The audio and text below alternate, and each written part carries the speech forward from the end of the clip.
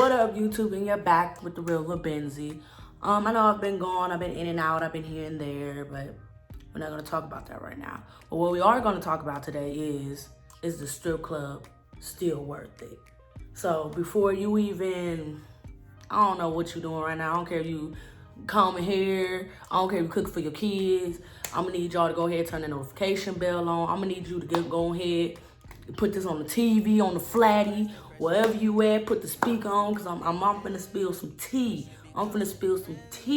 It's a strip club still worth it. Fuck is you saying, little nigga? Fuck is you saying, little nigga? Fuck is you saying, little nigga? Yeah. Fuck is you saying, little nigga? Fuck it, who paying my nigga? So everybody know, well not everybody, but most people know, if you follow me, you've been following me for a minute or just starting following me, but most people know that I'm an entertainer. I've been an entertainer for about 2 years now. Right now I am in Atlanta. I moved to Atlanta this past March because the clubs were thriving and I was just like, yo, there's so much money down here, I gotta get down here, you know. And along the way, I ended up getting a relationship, and then working at multiple clubs down here, and then eventually it's like,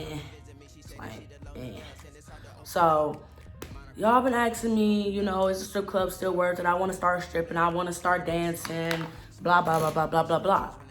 This is my honest opinion.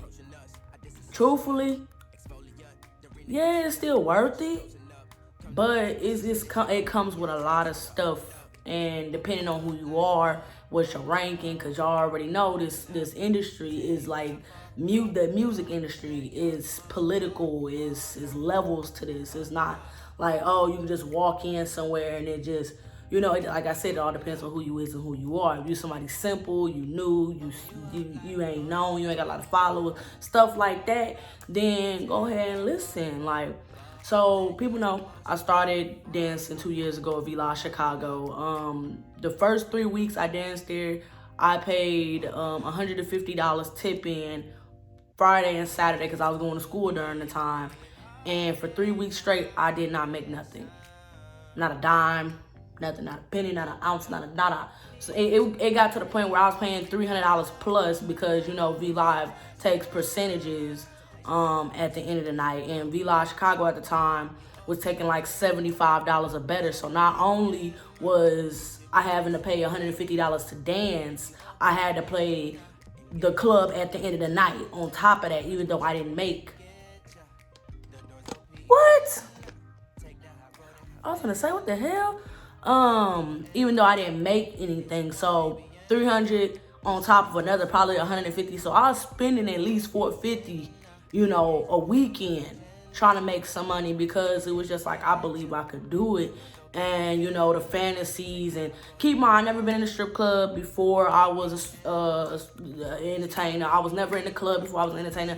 I never was in that environment, so I didn't know how to tip. I didn't know how to talk to people. I was mean then and I'm mean now. So it was just so many levels. And then I remember this woman named Sue, you know, she had, you know, gave me some pointers and was just like, you know, you're not gonna make no money if you're not talking to these dudes. It's not how these movies and these shows, like, money just don't fly on you. It's levels to this. And, you know, while she was there managing and stuff, I was just learning and I was just watching. You know, I was watching the top dogs, the girls that was making all the money, and I was watching girls that were like me, not make nothing. Like, when I tell you it was levels. You know, and I stayed in Chicago. I didn't live in Chicago. I just kept traveling back and forth from my hometown. I was going up there every weekend to try to make a little something. And after the 4th week, I finally made profit. It wasn't much. It was probably a couple hundred out of the 3-something I had to make. So I probably made 500, but you got to keep in mind, when you dance or you work, you have to make back what you spend on top of revenue or profit. You got to make that back. So if I'm paying $300 a weekend and I only made $500 that weekend, you know, and then keep in mind the gas to get up there, because where I live 2.5, 3 hours away from Chicago. It wasn't no a zip do. It wasn't none of that. So keep in mind, I was paying like at least $60 in gas.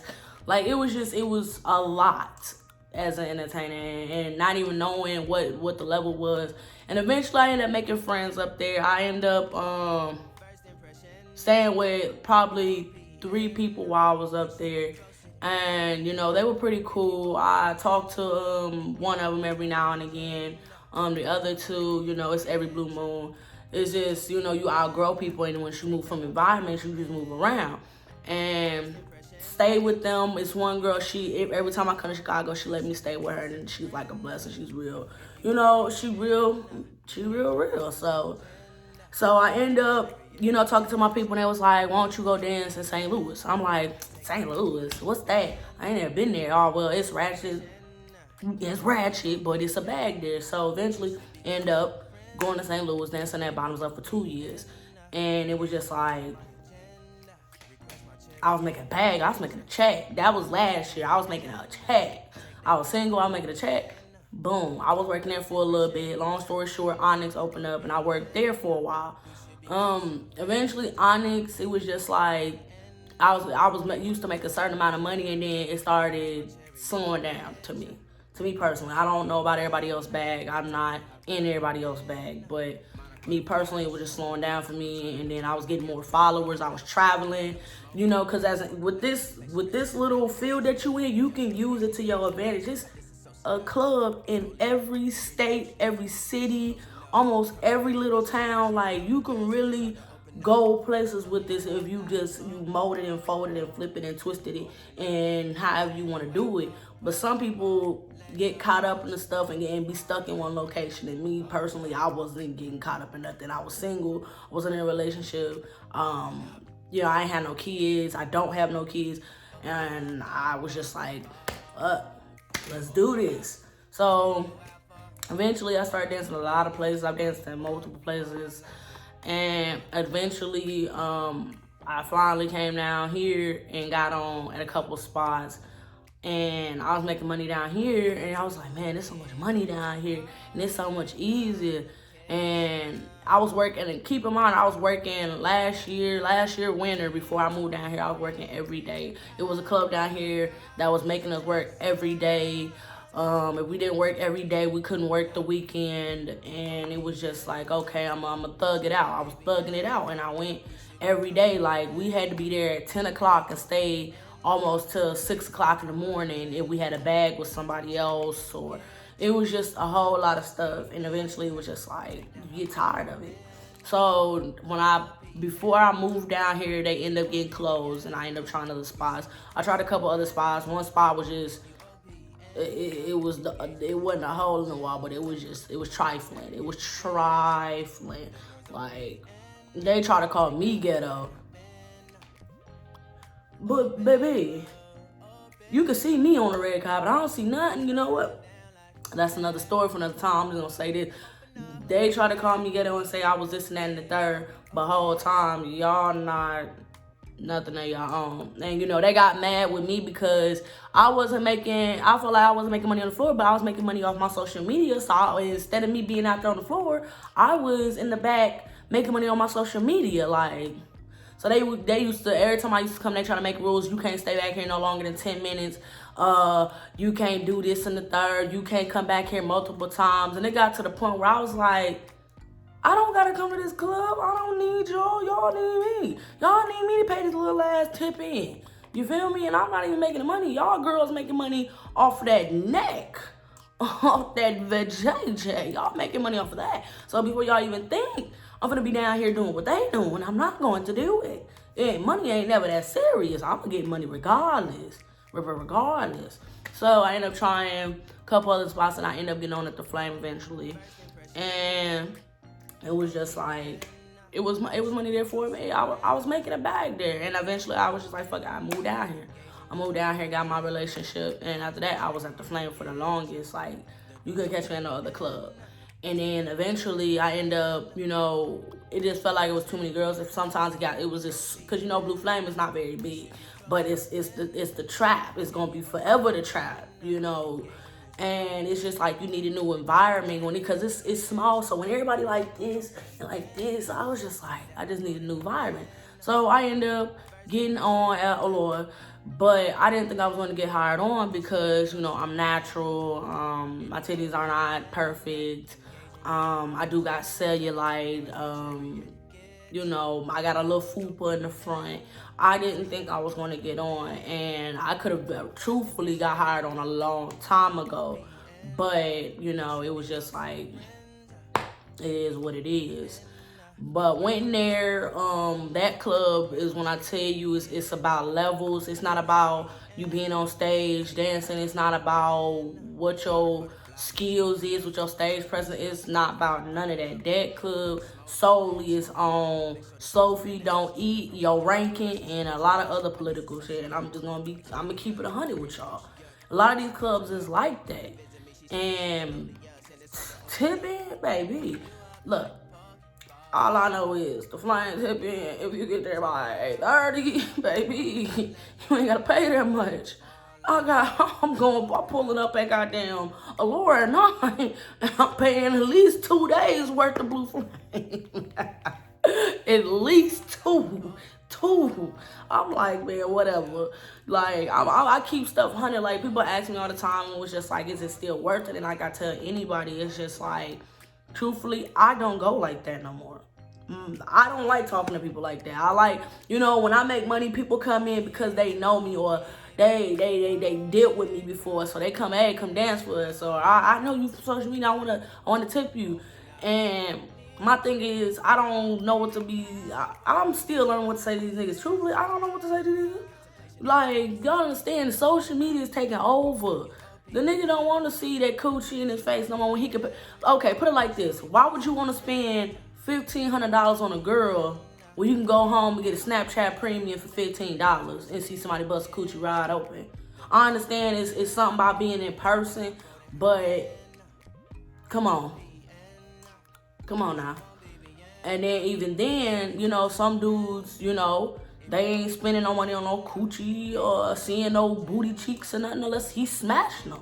And that's the truth. Like, I learned, like, since I've been an entertainer, I know who to watch for. Like, I know who coming in here for that coming in here for them cheeks. I know who coming in for them cheeks, and then I know the niggas that's coming in here to throw a bag and, you know, have fun.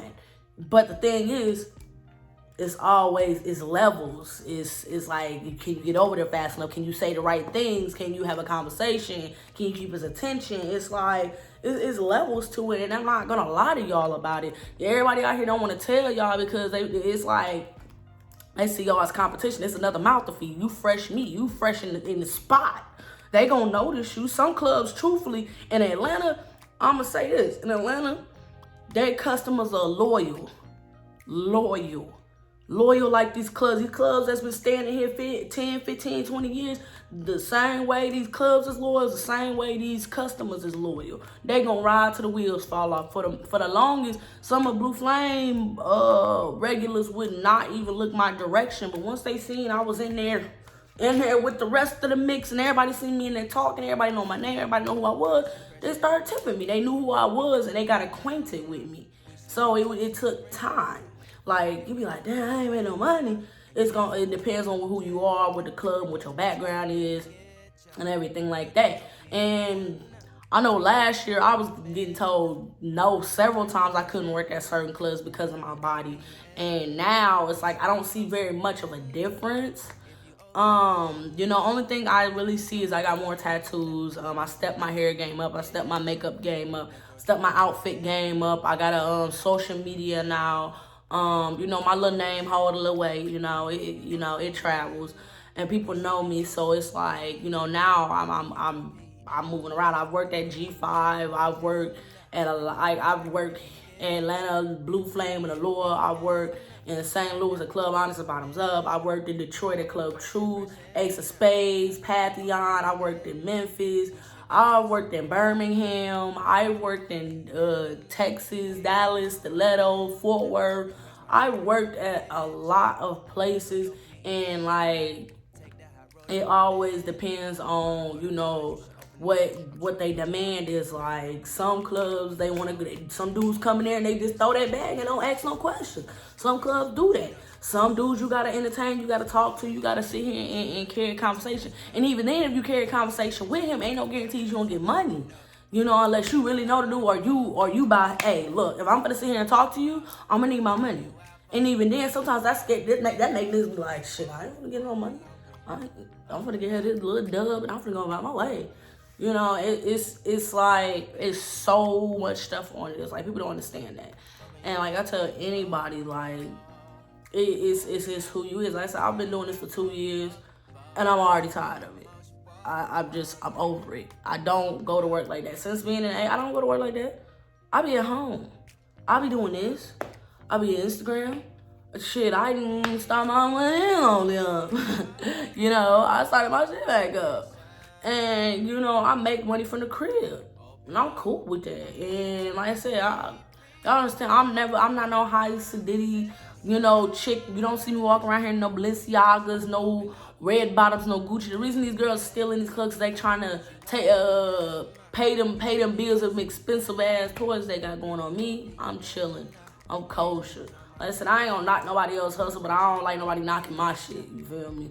You know, and I'm just gonna be 100 with y'all. Like this is how it is. Truthfully, the clubs are dying down. You know, they gonna pick back up, don't get me wrong, but compared to last year, the year before that, the year before that, the year before that, clubs are dying down. People are not coming to the club and spending what they used to spend.